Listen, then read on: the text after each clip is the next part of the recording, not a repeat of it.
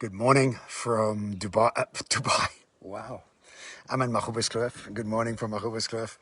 I've been wanting to make this video for many years. And in fact, it was really spurred on by watching Dr. Doolittle last night, the movie with Robert Downey Jr., which was really, really great. But I want to introduce you to somebody called Jo. And Jo is a very dear friend of mine and has been for the last 10 years or so. And Jo has an incredible gift of talking to animals. And I'm not talking like about kind of talking to animals, but having full-on conversations with them, figuring out deep truths about their perspective, their personality, what they like and what they don't like. And it's something that absolutely shocked me 10 years ago when I figured out that he could do it. I was at his farm and he had 3 dogs then, and he spoke to them. Like, he said a few things. He's French. He spoke a few things to them and they ran off, got him things, and they ran back with the things that he had asked them to get.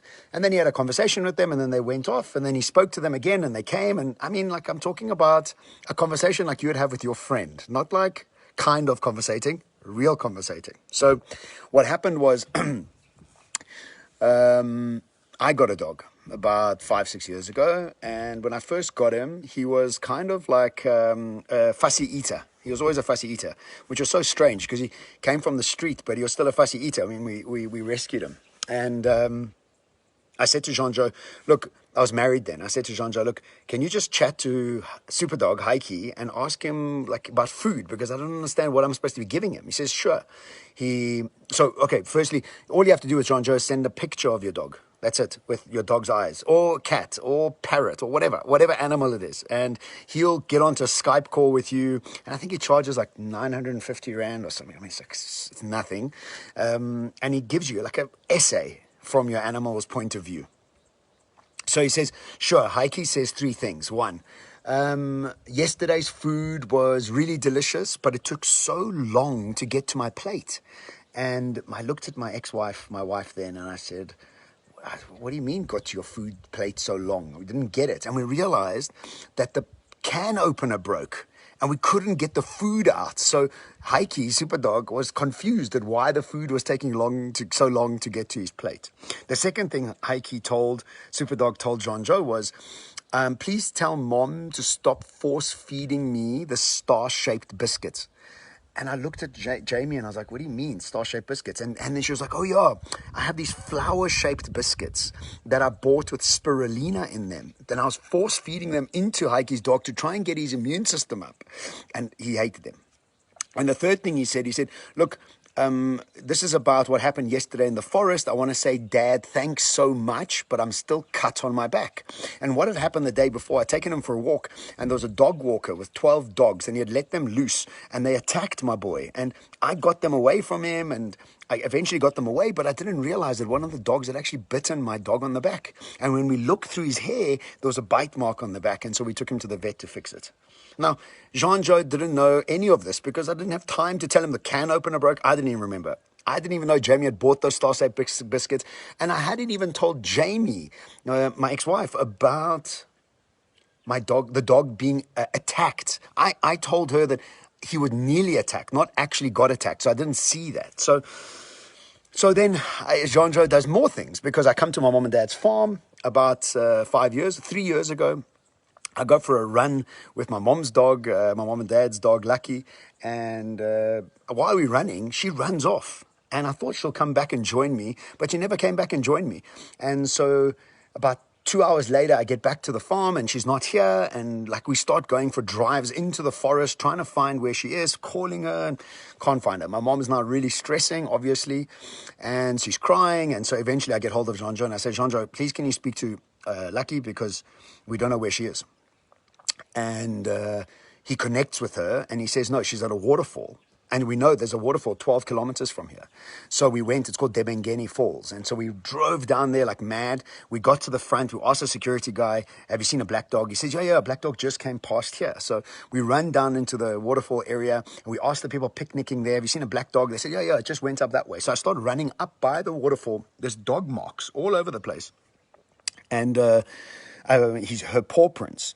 But I couldn't get to her because she had obviously gone ahead of me. So I came back to the car. There was no signal. So I drove up and I found signal. I said, Jo, we can't find her. We've seen a paw print. She says, no, she's at a grey outhouse, like a grey building. And so we drove up to the first camp, and then she wasn't there. And we drove up to the second camp, and she came running out. I have umpteen stories like this about Jo, about helping other people's dogs, other people's cats. And I just got to say, man, if you have a pet, you realize how intelligent they are. You realize that they hear everything you say, feel, and think. They communicate with telepathy and pictures. And this is so weird because when I first heard about it, I was also like, what are you talking about? Like, are you crazy? So if you want to try it out, and if you don't trust it yet, go and look up a lady called Anna Breitenbach. I'll put a link to one of her videos below this, where she speaks to a black leopard, and she gets this leopard to come out of the cage, who hasn't been out the cage for 6 months. She speaks to the violent troop of baboons on Cape Point that were breaking into people's homes, and she fell asleep with them for 15 minutes after speaking to them for 45 minutes.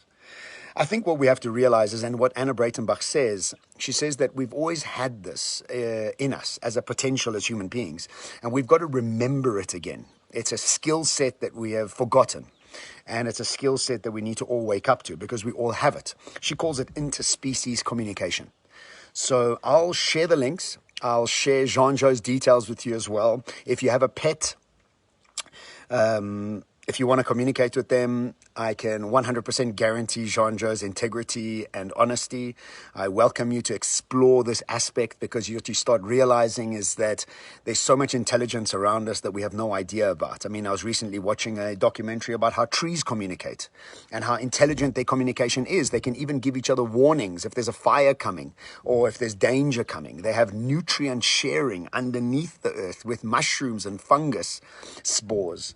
So there's so much intelligence around us, and we only often believe if it only comes through our 5 senses. If it speaks like us or smells or we can hear it or touch it, then it's real. Otherwise, it's not real, which is just such a short-sighted, arrogant way to look at the world, because there's so much going on around us. If we're just willing to open up and engage with people who have certain gifts, like my friend Jo. So this is really not a plug for Jo in any way, but a plug to give us the opportunity to all communicate with animals and learn how to do it. And yeah, I just urge you to do it. I'll share the videos below this video of Anna Breitenbach and Jo's phone number. If you want to get hold of him, you can DM me. I'll send you his number. But yeah, it's just a wonderful gift. And also it gets you to understand that, you know, all animals have emotions. They have mothers and fathers. They crave parents. They crave family. They have